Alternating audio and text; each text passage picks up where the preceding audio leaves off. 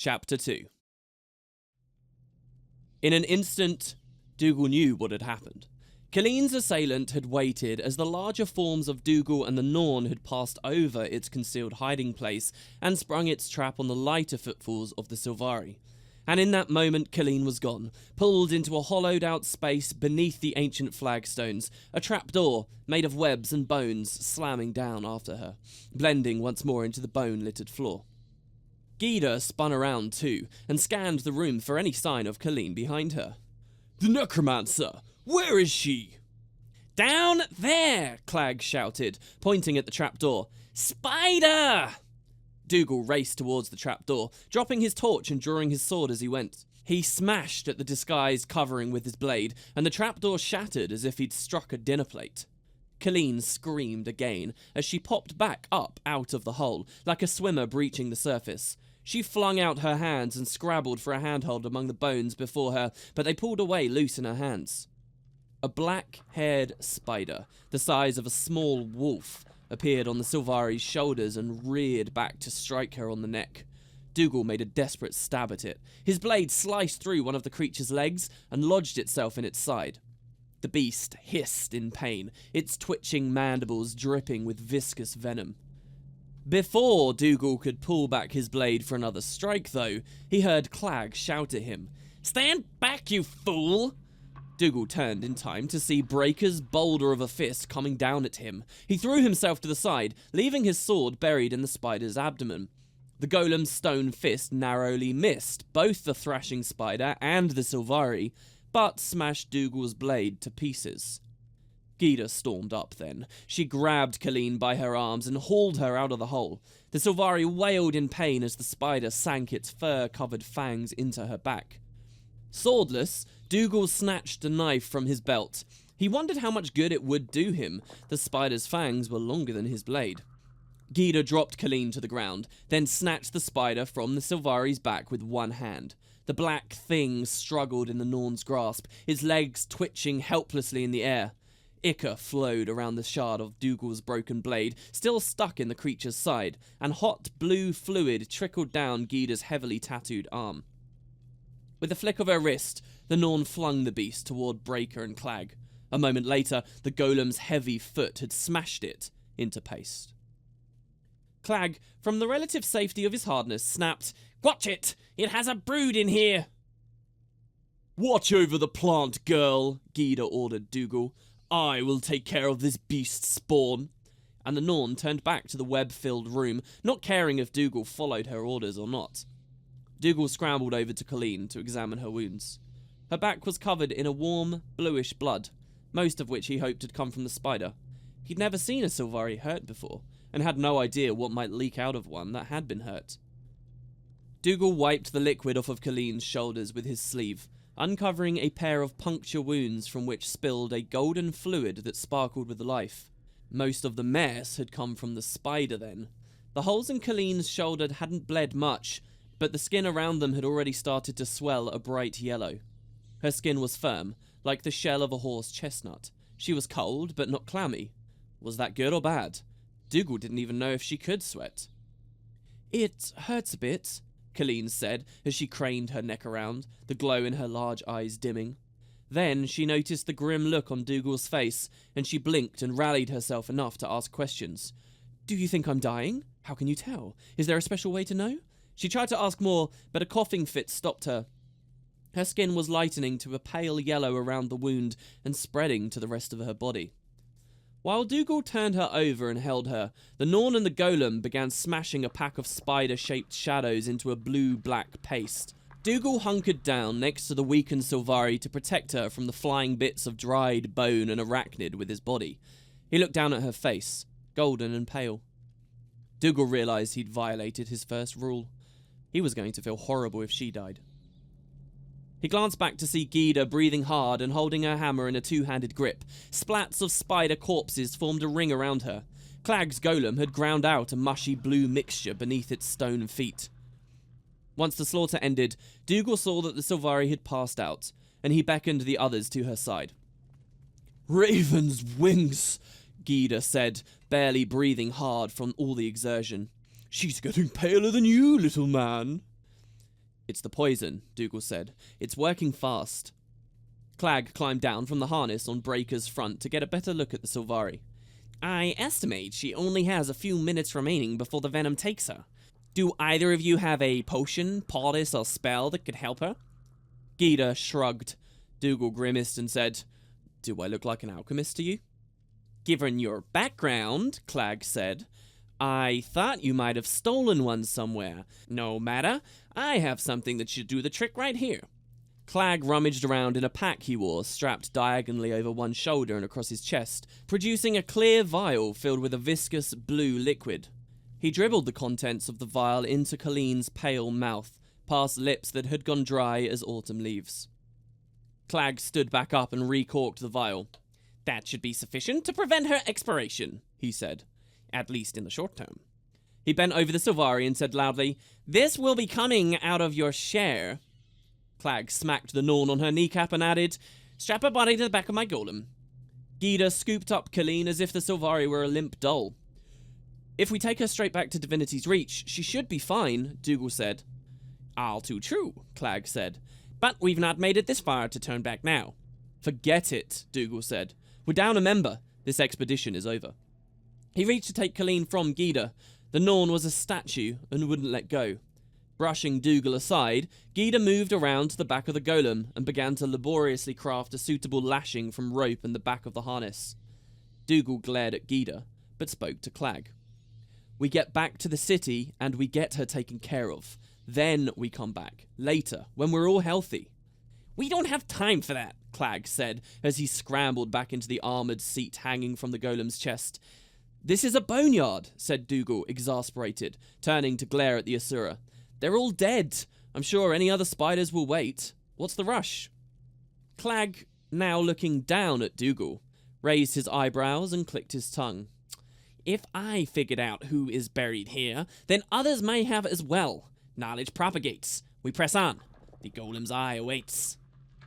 Dougal had seen the greed that danced in Clag's eyes before in others. It was a herald for disaster. Greed made people careless, and in tombs like this, being cardless made you dead. That's insane. I'm heading back to the Skullgate and Divinity's Reach. I know the way. I'll take Killeen with me. He moved towards the back of the golem, but Gita's immense form loomed up behind him. Clag cleared his throat. I'm afraid we can't let you abandon us quite yet, the Asura said. Your presence raises our chances of success, even if only by a few %. That's why I hired you in the first place. You stay with us. Dougal snarled, more at himself than Clag. I don't have a sword. Clag gave Dougal a cold smile. I didn't hire you for your sword. I hired you for your mind, such as it is. Gita let out a cruel chuckle. Dougal looked at the other two tomb robbers. Without a blade, it wouldn't be a fair fight against either one, and even properly armed it would be a chancy encounter. Heading back alone would mean that Killeen would be left with them, and she would perish when their stupidity brought about their own demise. For a long moment, Dougal glared at them, then turned, picked up his guttering torch, and pressed deeper into the crypts beneath the city. Gita marched along behind him, kicking up bone fragments that bounced off of Dougal's heels. Clag guided Breaker after them from the rear, the golem showing no sign of noticing the unconscious Killeen's weight on its back. At each intersection, Clag would check his glowing map and choose the most inconvenient route. Dougal spotted several more traps as they grew closer to the tomb, and he made quick work of them, rendering them useless. Similarly, the few locks he encountered were easily sprung by the fistful of steel tools he kept in a moleskin pouch. They moved forward in silence now, except for the regular orders from Clag and Killeen's occasional moan. And through it all, Dougal thought about the Asura whose tomb they were going to rob. Blim. When Clag first hired him, Dougal rooted through ancient texts and tomes in the city's archives, but learned damned little about Blim. He had to hope it would be enough. Blim, a genius even by Asuran standards, had lived a couple of centuries back. He served his apprenticeship as a golemancer, a maker of golems, with Ula, another legendary member of that diminutive race. After leaving her service, Blim made his home in what would become Divinity's Reach, where he made, supposedly, some amazing advances in golem construction that were now lost to time. Blim's greatest triumph, according to Clag, was the creation of a large mystic gemstone, infused with arcane energy. The stone was called the Golem's Eye, and apparently was lost along with Blim's knowledge in the location of the Asura's tomb. Until now. Clag had uncovered that knowledge, and rounded up a crew in the Asura fashion, talents gathered together with a specific goal. For this goal, that meant spellcaster, muscle, trap springer, and leadership. The leadership, supposedly provided by Clag and unquestioned by the rest, entered the crypts in search of the Golem's Eye. "Why have we stopped?" Clag shouted from the back of the marching order. "We are stuck," said Dougal, trying to keep the relief out of his voice. He was faced with a simple thing, a door bound in bands of iron. Clag piloted his golem forward and shook his head at the human's reluctance. "Open it," said Clag. "Can't," said Dougal. "It's not locked, it's stuck, swollen in the frame. The lock doesn't matter, it might as well be a wall." "I know how to handle walls," said Clag. "Gita?" The Norn stepped up and motioned for the human and Asura to step aside. Dougal pulled back, half hoping for some trap he hadn't seen to suddenly reveal itself. Gita stood in front of the door, staring at it, and for a moment Dougal thought the Norn was trying to wither the door with her glare. Then she growled, a deep, feline growl.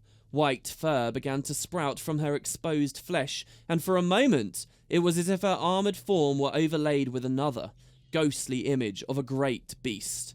Then the image solidified, and Gita was transformed into a hulking, two-legged feline, her pelt snow-white with black spots, her armour and weapons subsumed into the new creation. Gita had summoned her totem, the snow leopard. She sprang forward, her heavy paws slamming into the door. The door held, but the hinges did not, and the entire door flew off its frame and back into the room. Even Dougal was impressed with the Norn's strength and prowess, and he started to say, "That was very..." His praise died in his throat as Gita snorted and said, "That is why your people are dying out, and better races are taking your place."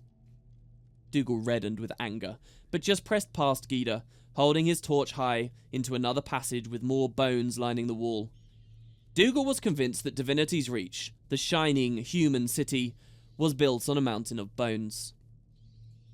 "One thing I never understood about Blim," Dougal called back over his shoulder to Clag. Clag cackled. "I would guess a booker like you could fill Blim's tomb with things you don't understand," he said. Dougal ignored the crack. Booker was an Asuran term for humans, and not a very complimentary one. "I always heard that Asura traditionally burn their dead, but not Blim. Why did he build a tomb in the first place?" "At the end of his life, he didn't believe in the eternal alchemy, that we're all a part of a greater equation," said Clag. "Blim considered himself a function apart. That's likely why he made so much progress with necromantic constructs, using bone and dead flesh in his golemetric creations. He was willing to test ideas that no lesser Asura would consider. And since he didn't fit in with other Asura, he didn't want any of them to enjoy the results of his research," said Dougal. "Close, but that's not quite all of it," said Clag. "He kept strange company in his later years. Humans, necromancers. No offense, sapling," he added over his shoulder. Killeen responded with a grunted moan. "Sounds full of himself," said Gita. The Norn's interjection surprised Dougal, who had guessed she wouldn't bother listening to Clag and him blather on. "But then, what Asura isn't?" Clag barked a cold laugh at that. "Many of my fellows have outsized egos, I agree. But Blim was a raving paranoiac on top of that. They say that some of the best minds were the most disturbed. And Blim was definitely disturbed." The passage beyond opened into a wide hall, lit by unnatural light. At the far end, a staircase made of polished green stone, banded in bronze, led up to a great brazen door, flanked by great bowls of blue-green flame that flickered from unnatural sources. The gilded frame of the door was carved with the swooping rays and tangents of the Asuran alphabet, which danced in the unearthly radiance. Dougal, despite himself, was speechless. "Gentlefolk," said Clag smugly, tucking away his glowing map, "we have arrived. Welcome to Blim's tomb."